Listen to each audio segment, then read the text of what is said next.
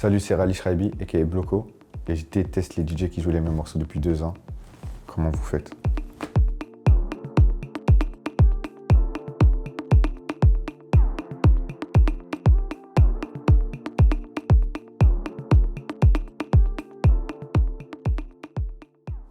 J'aime souvent dire qu'on ne devient pas DJ, enfin qu'on ne décide pas de devenir DJ, mais plutôt qu'on a certains prérequis ou certains, pas dire dons parce que c'est un mot quand même fort, mais j'ai eu la chance d'avoir un père artiste, et encore plus qu'artiste, DJ.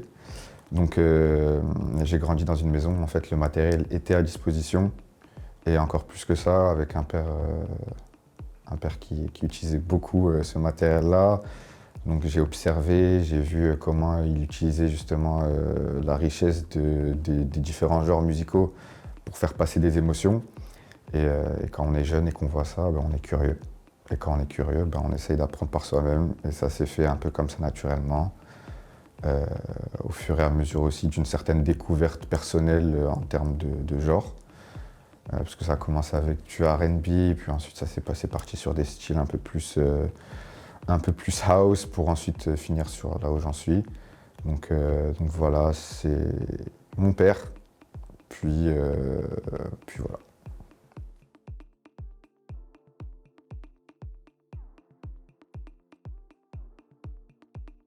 Absolument pas.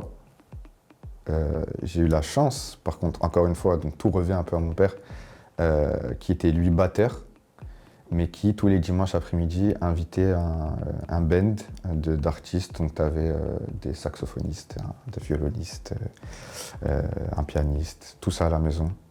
Et en fait, c'était un peu un style cubain, ou en tout cas sud-américain, où ils se mettaient autour d'une table et ils jouaient de la musique, de la musique, de la musique.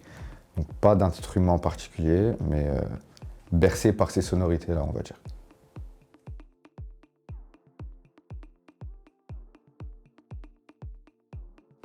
L'histoire, elle est assez drôle.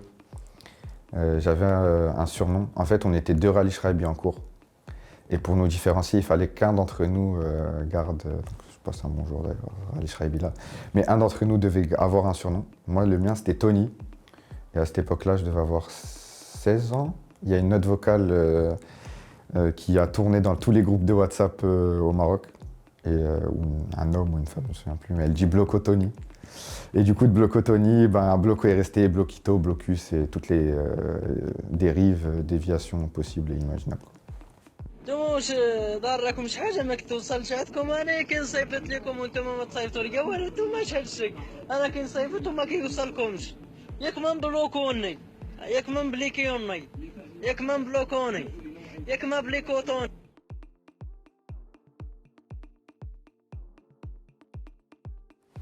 Je m'en souviens parfaitement, c'était à l'âge de 16 ans, au Brooklyn Bar de Casa, pour ceux qui s'en souviennent. J'avais pas l'âge d'être là et pourtant je faisais déjà, entre guillemets, danser des gens. Ça venait suite à un nombre presque incalculable de soirées privées avec des amis, etc. Donc là, c'était ma vraiment première exposition à des gens qui ne me connaissaient pas. Pas mal d'appréhension, mais aussi beaucoup d'excitation, beaucoup de préparation en amont, logiquement. Et ça, c'est des choses que j'essaye au maximum de cultiver et de garder dans comment je travaille aussi actuellement. Donc vraiment prendre le temps de visualiser la boîte. C'est pour ça que j'aime bien y aller avant pour voir un peu, m'imprégner de l'endroit, un peu des énergies qui en ressortent, pour me préparer, visualiser et juste kiffer au maximum.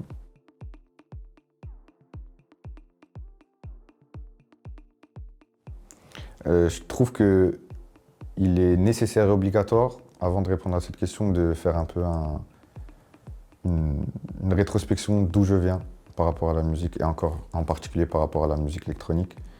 Donc je me souviens que mes premiers vrais rapports avec ce genre-là, qui était à l'époque très novateur, c'était, encore une fois, comme quoi tout revient un peu à mon père, des sets qui tournaient en boucle à la maison. Donc il y en a deux. Il y avait le Boiler Room de Stéphane Bodzin et le Boiler Room de David Auguste. Après ça, J'ai baroudé avec mon petit sac à dos, tout seul, dans des événements au Maroc. À l'époque, c'était la Morocco Loco, avec le légendaire MK, Marwan, Younes, des pionniers de cette scène sans qui on serait sûrement pas en train de faire cette interview-là, donc je leur passe le bonjour. Et ça, c'était mes premiers artistes internationaux que je voyais en direct, mes premières soirées à voir, être curieux de savoir comment ces DJ-là arrivaient à transcender un public, à faire des transitions. Donc, chaque expérience que j'ai eu l'occasion de vivre, en tout cas dans la vie réelle, me permettait de choper peut-être un truc dans ma manière de mixer ou un truc dans mon storytelling quand je mixais, qui faisait que j'avançais dans mon propre développement personnel. Et je ne sais pas comment, mais un jour ou un autre, je me suis retrouvé à être très très fortement influencé par tout ce qui est Inner Vision. Dixon, Am, les deux, que ce soit le live ou DJ, et tout ce qui touche à ce milieu-là. Donc en fait, pour ceux qui ne savent pas ce que c'est ou pour ceux qui se demandent un peu comment tu définirais le son Inner Vision, c'est des grooves assez entraînants avec des grosses basslines, des influences aussi années 80, que ce soit avec des vocal shops ou autres. Mais de toute façon, moi, je pars du principe que la musique, et encore plus quand tu es DJ, c'est un partage d'émotions. Et donc, dès que je ressens quelque chose, mon objectif, c'est de faire ressentir exactement la même chose au public. Et donc, que ça soit, je sais pas, du rap ou autre chose. En tout cas, j'essaye d'avoir des touches un peu variées qui viennent un peu partout.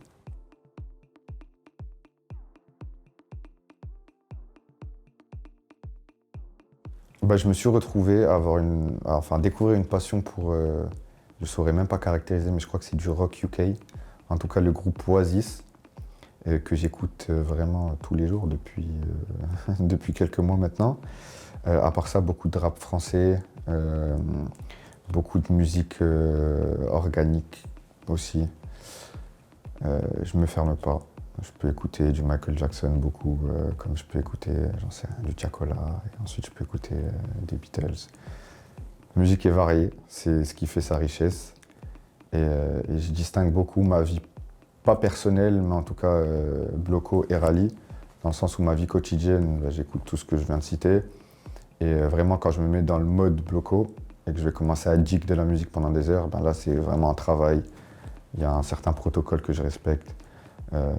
Donc j'essaie vraiment de dissocier les deux, sachant que naturellement, j'arrive à concilier les deux à travers des techniques de mix ou autres, des mashups. Bref.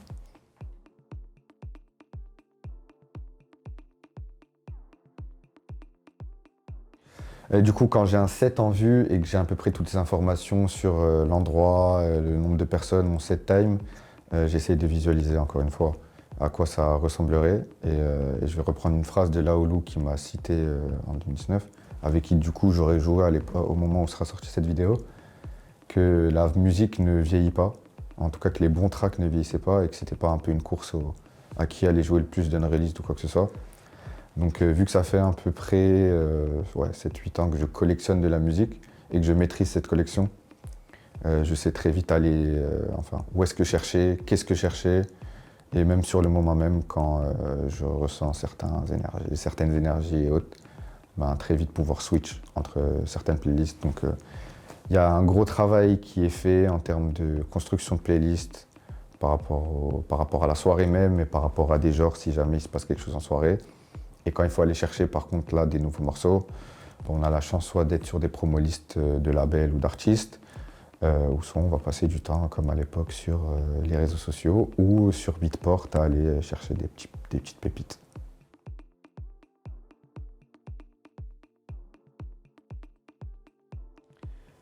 J'ai d'abord eu l'opportunité de partager ma passion pour la musique autour du Maroc, Casa, Marrakech, le Nord, Essaouira d'ailleurs, ville pour laquelle j'ai un amour très particulier.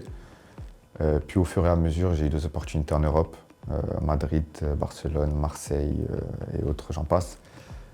Et à l'occasion de mon échange universitaire à Miami, m'a été donnée la plus grosse opportunité de ma carrière jusqu'à présent, à savoir de headliner Do Not Sit on the Furniture, qui est une des boîtes les plus légendaires à ce niveau-là. Mais après, pour revenir à la question de base, à savoir passer des petites salles aux grosses productions, on va dire que le turning point s'est fait en 2019.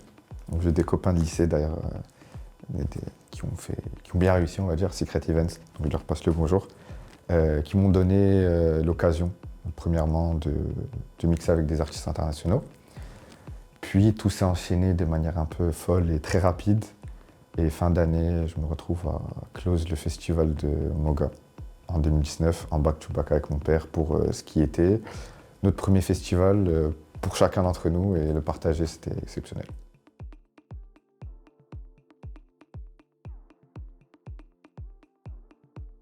Moga 2019, en back-to-back avec mon père, en étant le plus jeune artiste du line-up avec Blondish, Constantin Sibold, Folamour et autres.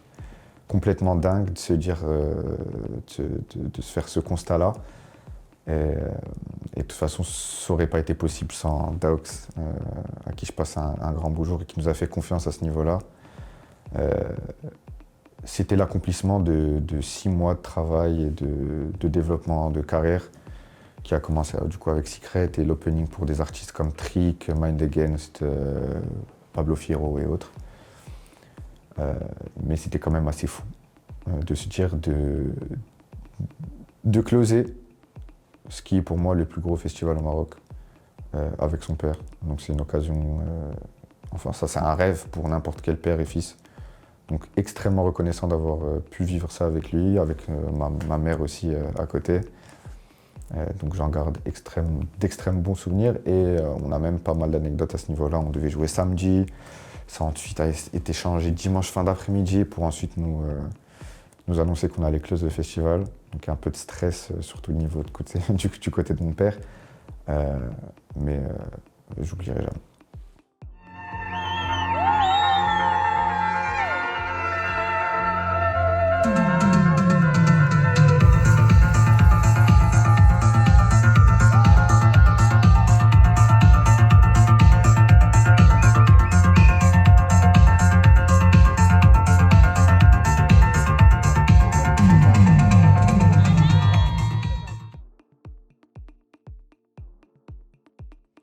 Donc avec mon père, on a en effet des univers musicaux très différents. Donc c'était un peu le challenge de cette performance-là, c'était de savoir comment on allait gérer ça.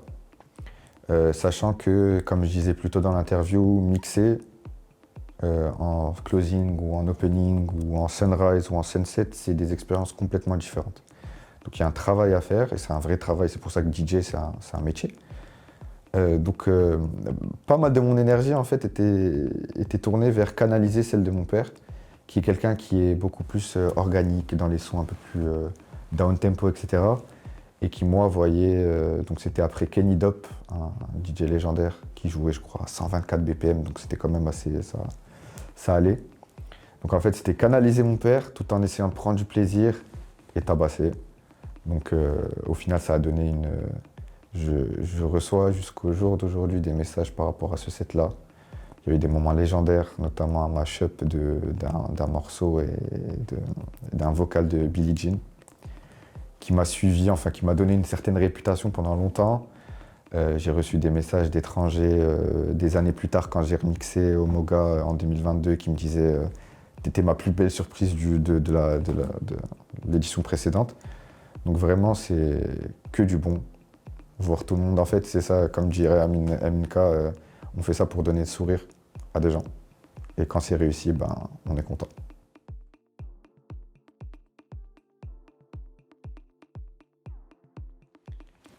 Il faut savoir que c'était pas prévu. Et là, c'est un conseil que je donne à tous les DJ qui commencent ou quoi, toujours avoir sa clé sur soi en cas d'opportunité, même en cas d'urgence dans ce cas-là, parce que faut savoir que c'était Guy Gerber qui devait headliner ce jour-là à Marrakech. Il a eu des problèmes et du coup on a appelé en renfort Mr. IG et Aminka pour faire un back-to-back. Et naturellement, du fait que je sois sur cette scène depuis assez longtemps et que j'ai créé des bonnes relations avec tout le monde, je sais même plus comment, mais on s'est retrouvé à être en back-to-back du coup avec DJ Saucy également. Et c'était complètement fou. Crowd super réceptif. Chacun a essayé d'envoyer la plus grosse patate pour impressionner l'autre, donc c'était vraiment cool. Et je me souviens qu'à ce moment-là, je crois, je joue un Lady Hear Me Tonight qui sort de nulle part. T'as Minka qui prend sa tête comme ça. Il commence à m'envoyer des doigts comme ça. Et je pense que ça me suivra longtemps. Et c'est pour ça que le closing est un exercice qui me tient particulièrement à cœur, parce que ça te permet d'aller justement dans des terrains, on va dire, inexploités et difficilement exploitables en peak time.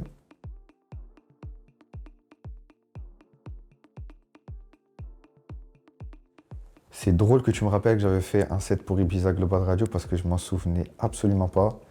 C'était en fait une connaissance que j'avais faite au Sonar, pareil je crois en 2019, juste avant le Covid, qui était music curator pour cette radio-là et qui me demande d'enregistrer un set. Donc là, quand tu sais que tu as une heure prédéterminée, etc., c'est carré. Tu vas chercher une douzaine de morceaux, tu les mixes, tu crées ton histoire. C'est un set qui est censé être écouté en voiture ou en tout cas dans certains contextes particuliers. Pour parler du Moga en 2022, c'est un autre contexte. J'ai été programmé sur la scène de Tartar Colors, à qui je fais des très très très gros bisous parce qu'ils ont toujours été là, même quand c'était un peu plus compliqué. J'arrive sur scène après Retro Cassetta, qui est un artiste marocain qui joue qu'avec des cassettes, vinyles, etc. Incroyable. Et je me retrouve, en fait, je me rends compte qu'il y a des gros caméramans. Mais quand je te dis c'est des grosses caméras, production en mode 2M, etc., c'est ça. Et je pose la question, je dis, est-ce que ça va être filmé? Et on me dit oui. Et il faut savoir qu'à ce moment-là, je me posais déjà des questions par rapport à mon identité personnelle musicale. Et j'étais grave sorti de ma zone de confort pour ce set-là, en particulier. Donc c'était en mode, ok, je vais juste faire ce que j'avais prévu de faire. Pour un festival, généralement, j'ai une quarantaine de morceaux. Par rapport à comment ça va se passer, je vais arranger d'une certaine manière, etc. Et pareil, moment ouf. Pareil, je reçois beaucoup de messages encore par rapport à ce set-là. Et notamment une de mes reprises, enfin, de l'utilisation d'un remix de Adriatique de Rufus des Sols. Une vidéo qui a beaucoup tourné. Pareil, il y a une vibe très spéciale qui émane de ce festival-là, Essaouira. Et encore plus de cette scène-là, parce qu'ils ont récidivé en 2024. C'était encore une fois des retours que j'ai eu, une des plus belles scènes. Donc j'espère que j'aurai l'occasion de remixer là-bas, que ce soit ici à Essaouira pour Moga, mais aussi au Portugal pour leur édition 2025.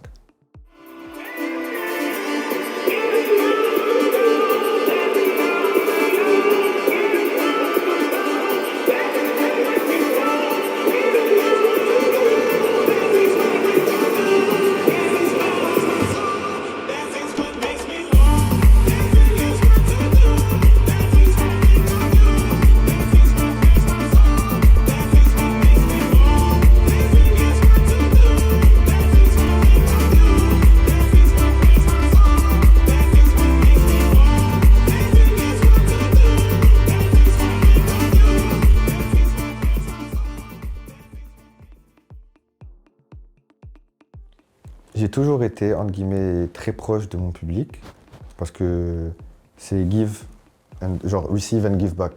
J'ai reçu toujours beaucoup d'amour de la part des gens qui me suivaient, et du coup c'était une manière pour moi de rendre l'appareil et de, tout simplement, comme je disais aux gens qui étaient intéressés, de leur donner les petits tips que j'aurais voulu avoir quand j'ai commencé, et de faire en sorte que leur learning experience dans ce monde du DJing, au lieu qu'elles prennent, j'en sais rien, 2-3 ans un peu à faire n'importe quoi, je te donne des petits secrets qui vont permettre d'accélérer le process. Il y a eu une concrétisation. En fait, c'était juste après le Moga, enfin quelques mois plus tard, toujours dans une période de réflexion par rapport à qui j'étais en tant que bloco et comment je voulais évoluer dans cette scène-là.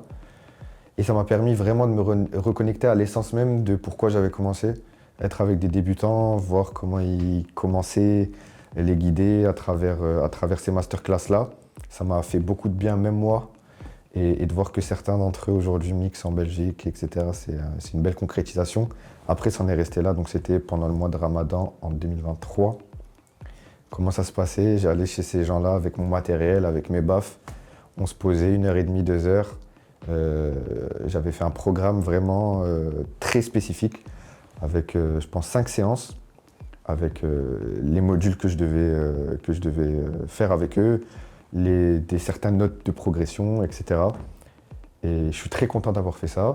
Et j'espère que dans le futur, j'aurai l'occasion, pareil, de partager ma connaissance parce que c'est ce que je dis, receive and give.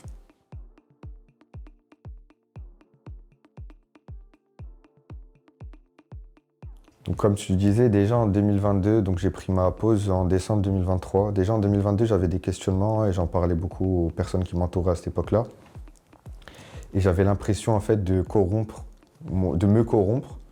de corrompre mon art et de ne pas le respecter. Et du coup, on se retrouve, tu sais, un peu dans l'engrenage, porté par les mauvaises raisons.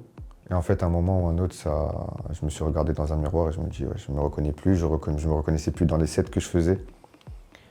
Et j'ai eu j'ai pris la courageuse décision de dire stop, prendre une pause, me reconcentrer sur ce qui était vraiment important, me reconnecter à ce que je disais encore une fois, l'essence même de pourquoi j'avais commencé. Et au final, je suis très content d'avoir pris cette décision-là. Et ce qui est très intéressant, et on ne peut pas se l'imaginer si on ne le sait pas, mais c'est le nombre de soutiens que j'ai eu d'autres artistes, que ce soit internationaux ou marocains, qui me disaient que si eux n'avaient pas de liability financière à continuer dans ce milieu-là, qu'ils auraient pris exactement la même décision parce que l'évolution fait qu'aujourd'hui c'est un peu plus compliqué d'être un artiste à part entière.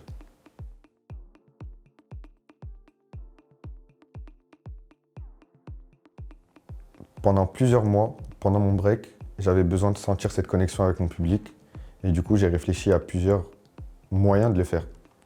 Donc j'avais réfléchi à faire des playlists que j'updatais de manière hebdomadaire ou mensuelle. J'ai réfléchi à faire des sets super exclusifs uniquement sur invitation et d'autres. Parce que vraiment, en fait, moi ce qui m'anime, et d'ailleurs si tu vois ma première interview, c'est ce que je disais, je fais la comparaison entre le joueur de foot qui est animé par être derrière un ballon, mais qui a la flemme d'aller à la salle, entre le DJ et le producteur. Le DJ qui est purement DJ, il a envie d'être devant la scène, il a envie d'aller choper l'énergie, rendre, etc.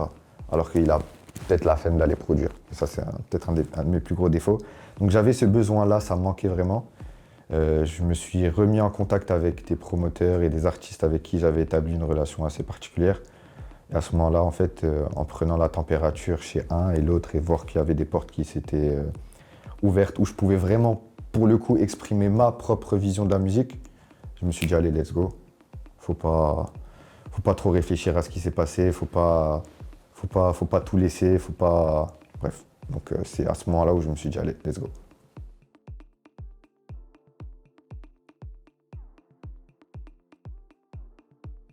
Je dirais pas qu'il y a un changement à proprement parler. Je dirais que c'est mon spectre de vision qui a changé. J'ai décidé de voir un peu les choses de manière différente. Mais pour moi, la scène, elle est cassée depuis quand même pas mal de temps. Donc non, la scène n'a pas changé. Ce qui a changé, c'est ma manière de travailler, les gens avec qui je travaillais. Et qu'est-ce que je recherchais. Donc en fait, revenir à la base. Donc c'est pour ça que j'ai mixé. Si tu vois un peu les clubs dans lesquels j'ai mixé depuis mon retour, à savoir le Barta au Marseille, Bisous, Guillaume et Ben, et à Barcelone aussi. Petit club, hyper intimiste, grosse vibe, des lumières de zinzin, gros son et des LED rouges. Très bizarre, mais des LED rouges. Et en fait, ça fait kiffer. Parce que tu te sens vraiment proche, vraiment en proximité. Et c'est ce que je recherche aujourd'hui. C'est ce que je recherche plus que des grosses productions. C'est l'intimité et le partage.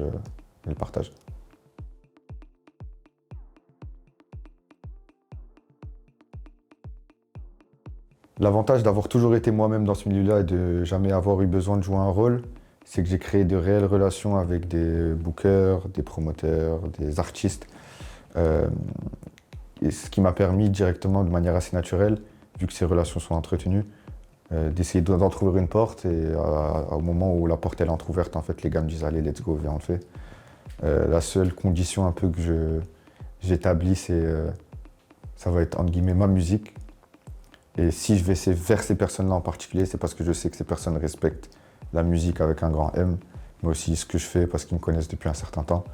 Et du coup, les choses se font un peu de manière naturelle.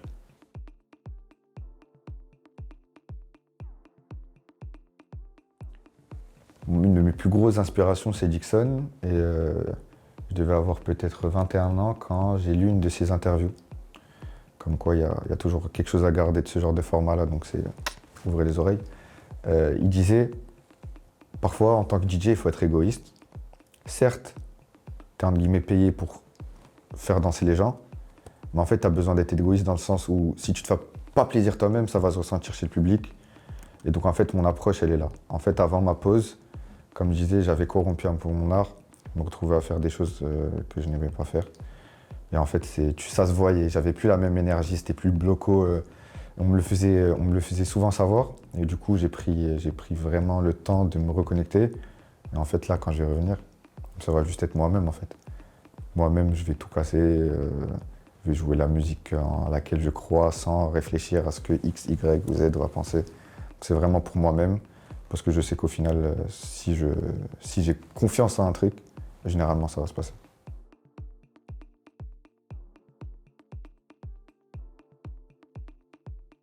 Pour moi, ce qui se passe aujourd'hui au Maroc n'est que le reflet de ce qui se passe à l'étranger. Pour moi, aujourd'hui, dire que tout ce qui se passe actuellement, qui est un peu genre mainstream, c'est de l'afro house, pour moi, c'est ne pas respecter les vrais artistes afro house. Et d'ailleurs, au Maroc, on en a des pionniers. Je pense à Phoenix Armah, je pense à Chouaib El Assad, qui sont, et je trouve ça très triste de le dire, mais plus connus à l'étranger qu'au Maroc. Pour moi, on est tombé dans un piège. En tout cas, à l'époque où j'ai commencé à mixer, la commerciale, enfin, quand tu sortais en boîte, t'écoutais du rap US, t'écoutais du R&B français, etc. Aujourd'hui, la norme, c'est d'écouter de la commerciale, et dans la commerciale, c'est là où les gens, justement, font un peu le mélange avec l'afro house, mais pour moi, c'est deux choses complètement distinctes. Et au Maroc en particulier, parce qu'à l'étranger, on a des clubs, on a des gros festivals, c'est un peu plus facile d'avoir une scène pour chacun des genres qui existent. Au Maroc, c'est un peu plus compliqué. Je suis très triste de dire ces mots-là parce que pour moi, notre pays a tout pour réussir. Mais on ne peut pas prétendre devenir en tout cas une scène viable tant qu'on n'a pas un vrai club qui porte cette scène-là. On a des bookings des DJ internationaux toutes les semaines. On a différents genres qui vont jouer. Les gens ont besoin d'être exposés à des choses pour aiguiser un peu leur curiosité. Et à partir du moment où c'est compliqué de booker des artistes internationaux, que les gens ne sont pas curieux, mais qu'aussi de manière un peu systématique, parce qu'on n'a pas de club au Maroc, que ce soit dans toutes les plus grosses villes, on ne pourra pas vraiment avancer, on restera un peu dans ces cases de commercial. Et je trouve ça très triste parce que tu as des gens talentueux, tu as des gens qui sont signés sur des très très gros labels à l'étranger, mais qui n'arrivent pas à jouer parce que justement ils ont pris le parti pris d'avoir un style qui n'est pas le commercial. D'ailleurs, moi aussi, à un moment ou un autre dans ma carrière, je suis tombé un peu là-dedans. Et c'est pour ça que j'ai dû prendre du recul. Mais il y a beaucoup de choses à faire, il y a beaucoup de potentiel. Mais les gens ont besoin de travailler entre eux, mettre un peu d'ego de côté. Et de laisser passer cette vague commerciale parce qu'elle finira par passer à un moment ou un autre. Ou en tout cas, faire en sorte qu'il y ait une scène pour tout le monde et qu'on ne soit pas mis dans des cases parce que la musique, c'est pas des cases, tout simplement.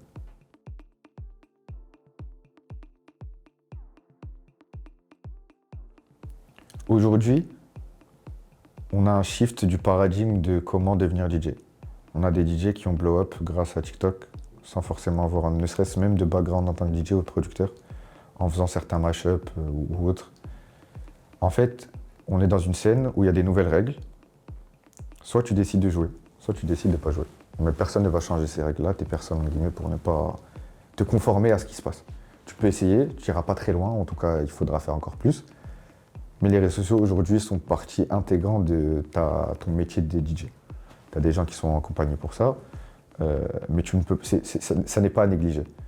À une certaine époque où j'aurais préféré du coup vivre, où tu n'avais pas besoin ne serait-ce que d'avoir des réseaux sociaux, mais aussi de produire tes propres morceaux pour te faire un nom. Tu avais juste besoin d'être un putain de DJ. Je pense à des Dixon qui n'a pas forcément de gros titres à son actif, d'un Solomon aussi qui a eu quelques petits edits aussi à son nom, mais qui aujourd'hui font partie de mes plus grosses inspirations.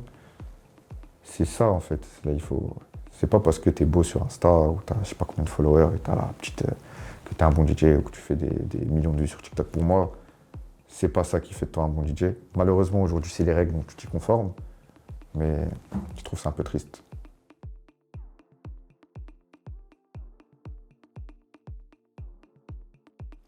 En fait, c'est à ce moment-là que je me rends compte que ça fait pas mal de temps que je suis dans cette scène-là. C'est que mes premières inspirations quand j'ai commencé la musique et les premiers artistes avec qui parfois j'ai même partagé les decks, aujourd'hui sont un peu genre, pas morts, mais presque. Ils ont perdu un peu toute leur hype. Et c'est très triste parce que c'est des gars qui ont toujours autant de talent, mais qui ont décidé un peu de prendre du recul, ou en tout cas de ne pas se conformer aux règles dont je parlais plus tôt. Donc je vois vraiment le switch entre la génération entre guillemets, des artistes un peu plus qui étaient là il y a 5-6 ans, qu'aujourd'hui on n'entend plus parler d'eux, littéralement. Et au contraire, des artistes qui montent littéralement en 5-6 mois, les gars tournent partout comme des superstars, etc. C'est pas propre à la musique électronique parce que pareil, t'as ça dans le rap, t'as ça dans tous les genres musicaux. Euh, mais le fait de voir justement jouer à ces jeux-là, des réseaux sociaux, de toujours d'être dans la surconsommation tout le temps, tout le temps, tout le temps, ça a fait qu'il y a des artistes qui sont 10 fois plus talentueux que ceux d'aujourd'hui, mais qui ne tournent plus, qui ne vont plus partager leur musique à l'étranger parce que voilà, ils ont décidé de prendre un chemin différent.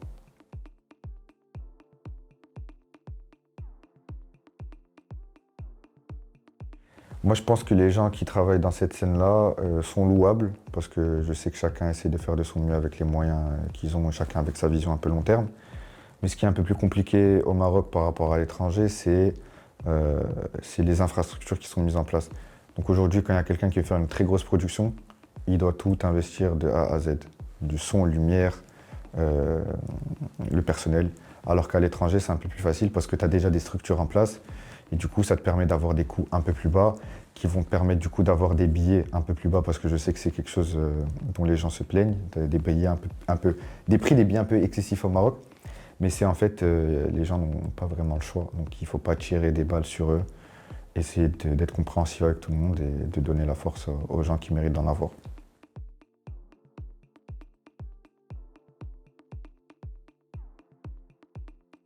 C'est ce que je disais un peu plus tôt, mais dans ma vie, au quotidien, j'écoute très peu de musique électronique. Je garde ça vraiment dans un cadre professionnel. J'écoute énormément de rap français. Et j'ai toujours eu cette passion, en tout cas ce délire un peu de mettre des vocaux sur des musiques électroniques. Donc on en parlait tout à l'heure, moi, Moga, c'était un vocal de Billie Jean. Là, c'était un vocal complètement fou du coup de SDM. Et je me souviens que j'étais avec des personnes à ce moment-là, et au moment où je le fais, je leur dis il va se passer un truc là ce soir quand je vais le jouer. Et pareil, je vois qu'il y a des gens encore qui m'envoient des messages pour que je leur envoie.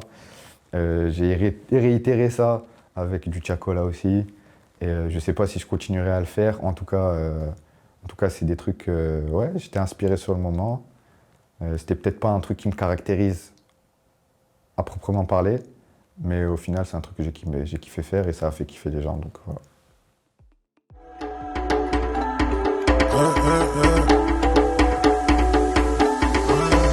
Volume, je monte à fond. Faut structurellement démarrer, je te mets la bande, compte à fond. Si je le sens, ils font des tas. Donc bendo avec les boss, ça fait de la frappe, ça colle des dos. On débite, ça t'étonne. Je veux pas être ami avec eux. Il manque de l'eau, donc moi je suis pas ami avec eux. L'auteur c'est pas hybride, c'est V12.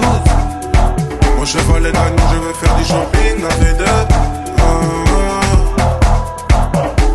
On passe tous à la barre, mais au calme, on passe aux affaires. Je vais passer un peu pour un ancien, hein, mais je viens d'une époque où tu avais, ce que je disais un peu plus tôt, tu n'avais pas besoin d'être producteur pour être DJ. Aujourd'hui, les règles ont changé, tu as besoin des deux aspects. Et encore une fois, je te cite l'exemple du footballeur et qui doit aller à la salle alors qu'il a envie de taper derrière un ballon. J'ai un peu de mal avec cet aspect-là. En fait, dans mon workflow actuel, je me sens très vite limité par les logiciels que j'utilise parce que je suis quelqu'un de créatif et j'ai besoin de toucher des choses.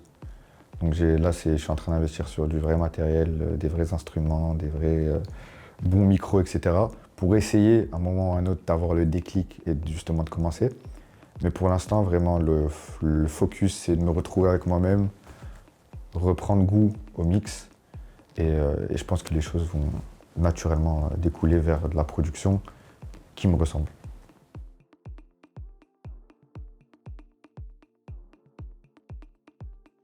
Je ne vis pas de la musique. C'est une source de revenus secondaire, non négligeable certes. Mais être DJ, c'est un métier. Et pour moi, tous les métiers créatifs, et j'inclus le sport dedans, c'est des métiers où tu te lèves pas un matin et tu dis « Ah, je vais devenir DJ, je vais devenir footballeur, je vais devenir je sais pas, batteur ou autre ». Tu as une part de chance qui rentre là-dedans. Et de par mon éducation et certaines aussi facilités académiques, je ne me voyais pas prendre le pari all-in et je ne me vois toujours pas le prendre. C'est un don qui m'a été donné, on va dire, que j'exploite à ma manière. Mais je continue à faire mes études, que je finis bientôt. La musique, ça sera toujours à côté, jusqu'au jour où je sentirai que je suis vraiment pas loin de passer au niveau supérieur. Et à ce moment-là, j'essaierai de me jeter dedans full-time. Mais c'est un métier, tu as une grosse part de chance. Ce n'est pas les plus talentueux qui réussiront certainement. Donc il faut toujours avoir son backup et c'est ce que je préconise à n'importe qui veut se lancer dans ce milieu-là. Continuez à faire ce que vous faites, aimez ce que vous faites, mais il y a toujours une roue de secours.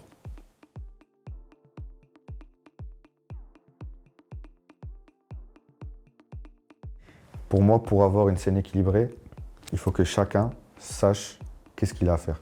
Un promoteur est un promoteur, un booker est un booker, un artiste est un artiste. Et même si pendant ma carrière, j'ai eu l'occasion d'avoir d'autres casquettes que celle d'artiste, notamment booker et directeur artistique pour le Scarabée en 2019, où d'ailleurs le monde est petit. J'avais ramené Laolou avec qui j'ai mixé pour la première fois au Maroc, entre autres avec Sandrino, Raoulka et Nandou. Pour moi, c'est important que chacun soit excelle dans ce qu'il fait. Donc pour l'instant, je suis en train vraiment de me focus sur ma casquette artiste, mais c'est pas pour autant que dans le futur, en tout cas, c'est pas impossible que je monte ma soirée ou autre. D'ailleurs, c'est un peu dans les plans. Le 13 février, j'ai un événement au B-Club à Londres sur lequel je vais co-brander et ça sera peut-être la première étape dans ce sens-là. J'ai réfléchi aussi à avoir une résidence dans un des nouveaux clubs qui a ouvert à Marrakech, qui a pour moi un potentiel monstre, qui s'appelle le Backstage. Donc essayer peut-être d'avoir quelque chose avec eux. Et je sais qu'à un moment, je sais que la musique me suivra tout le temps. Peut-être continuer à donner des masterclass plus tard sur les mêmes sujets ou sur d'autres qui arriveront. Mais c'est clair que je continue à rendre à la communauté ce que j'ai reçu.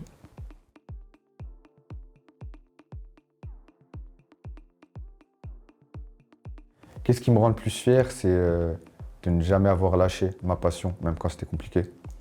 Parce que voir dans les yeux de mes parents et de mon petit frère la fierté, ça n'a pas de prix. Et je le souhaite vraiment à toute personne qui a une passion de ressentir ce genre de sentiment parce que ça n'a réellement pas de prix. Donc continuez à croire en vos rêves. Secondo, le respect que j'ai pu avoir des artistes, des promoteurs de toute génération confondue. Et de toute façon, je pense que c'est juste le résultat d'avoir été entier, humble et respectueux envers tout le monde. Et aujourd'hui, ça se manifeste entre guillemets de la plus belle des manières à travers ma dernière date de 2019 avec Aminka en back-to-back, qui est pour moi un gros signe de consécration en tant qu'artiste marocain, de partager avec le Godfather de la scène électronique au Maroc. Ça va être exceptionnel, j'en ai aucun doute, et on va tout casser. Et troisièmement, c'est juste de pouvoir voyager, que ce soit en tant que DJ ou même, ne serait-ce qu'en tant que consommateur de musique, qu'on puisse avoir des portes ouvertes à chaque fois qu'on voyage, accéder à des backstage, écouter ses artistes préférés dont on était un peu fan quand on était plus jeune, c'est un gros signe de réussite. Donc c'est pour toutes ces raisons-là que je suis revenu et que c'est entre guillemets un peu plus simple de revenir et que je continuerai à le faire jusqu'à ce que j'arrive à mes objectifs que je garderai pour moi parce que voilà.